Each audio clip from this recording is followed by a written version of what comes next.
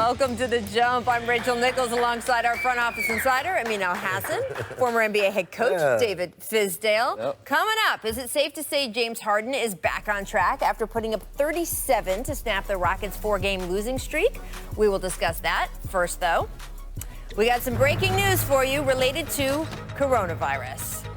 The city of San Francisco has followed the lead of neighboring Santa Clara County and banned all gatherings of 1,000 people or more for 2 weeks. That ban will include Warriors games, which means, yes, the other shoe we have all been waiting to drop has hit the floor.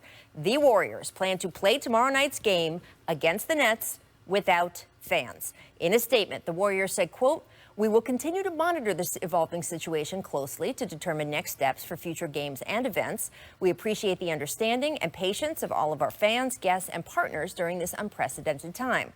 Now, the Washington, D.C.'s health department has also recommended that events featuring crowds of 1,000 or more be postponed or canceled.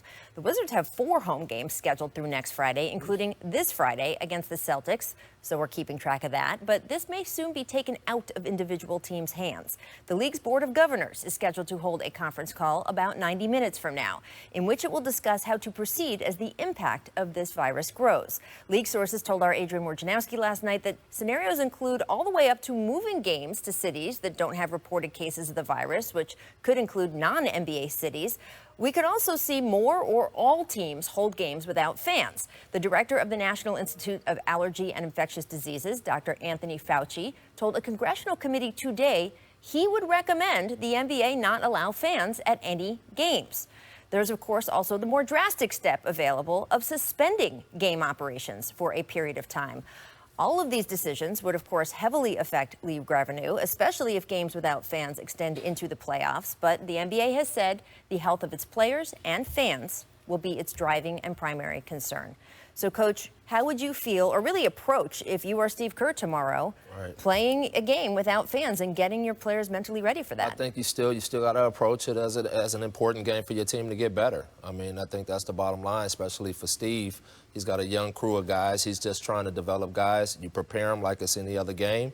It will be weird because I remember even in high school days when our fans didn't get along and they would brawl over in the neighborhood over here, we would start playing games with no crowd. And it's really weird to not have fans in the crowd, but I think it is. You grew up in Inglewood, step. not that far from our studio here, That's right? Yep. And they would clear the fans out sometimes? South Central. Oh, I'm sorry. Because if you say Inglewood, then I'm going to get in trouble. In the Oh, I'm sorry. I'm sorry.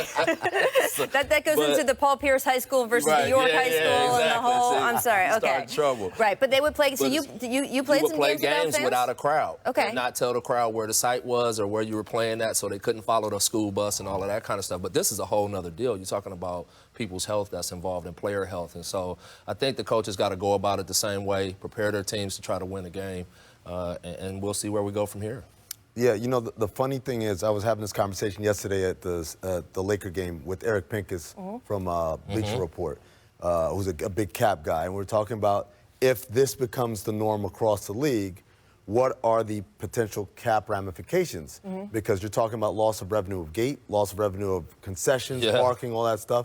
That could equal almost if we go from here to the end of the playoffs with no fans in the crowd, but we play the games, we're talking about maybe a $20 million drop in the salary cap next year, which means a drop in the luxury tax, which means every team might be in the tax a year from now. And so how does the league respond to that? Because obviously when you're planning 2-3 years ago, no one would expect this kind of scenario to happen. And so those are kind of the ripple effects, the unintended consequences of this. But obviously, like Coach said, health is number one. I mean, we're talking about people's lives here. This is real. And most importantly, when local governments say, no, you can't just thumb your nose. You have to go along with it. Yeah, absolutely. I would think that if this got to a point where we went months without the revenue from the fans and all that stuff you're talking about, they might make some exceptions on luxury tax, repeat violators or things like that.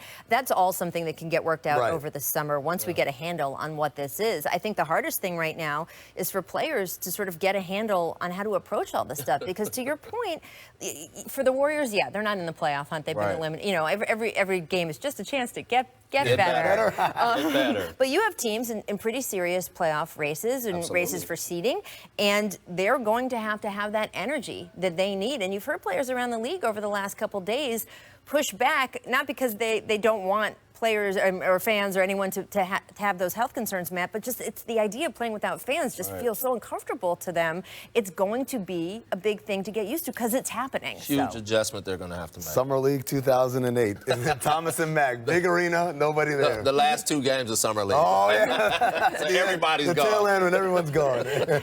Absolutely. We will, of course, continue to monitor the situation throughout the show. Welcome into Sports Center. David Lloyd, Antonieta Collins with you. There's been plenty of talk surrounding where Tom Brady will play next season. And as we get closer and closer to free agency, we'll tell you why Tampa is another realistic landing spot. Okay. Also, it's March. Yeah. It's championship week, all that. So I'm going to put this in tournament terms. This was an 8 seed knocking off a 1 seed. What? Lakers had this statement weekend and then at a loss for words last night against the Nets. LeBron diving for loose balls Sunday and doing it again. More floor burns last night. Tic-tac-toe passing. Kyle Kuzma with the finish.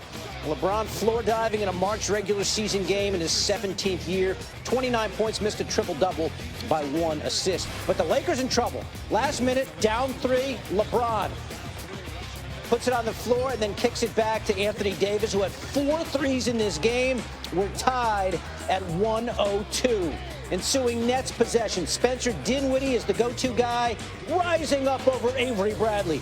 How good is Dinwiddie in crunch time? 16 go-ahead field goals in the final minute of the 4th quarter and overtime over the last 3 seasons. That's 6 more than anyone else. Nets by 2. Lakers turn. LeBron drives. The layup. The bunny rolls out. He misses from point-blank range. The Lakers, after the scramble, retain possession. LeBron, I did a double take on this stat, Tony. 4 of 19 on tying or go-ahead layups in the last 10 seconds. 21% on layups late. So, Lakers get it back. LeBron gets the ball in his hands. And this time, he creates for AD for the win from 3. No! Ball game. Nets pull off the upset. LeBron collapsing the entire Nets D, there to shut off the drive. Great look for Anthony Davis.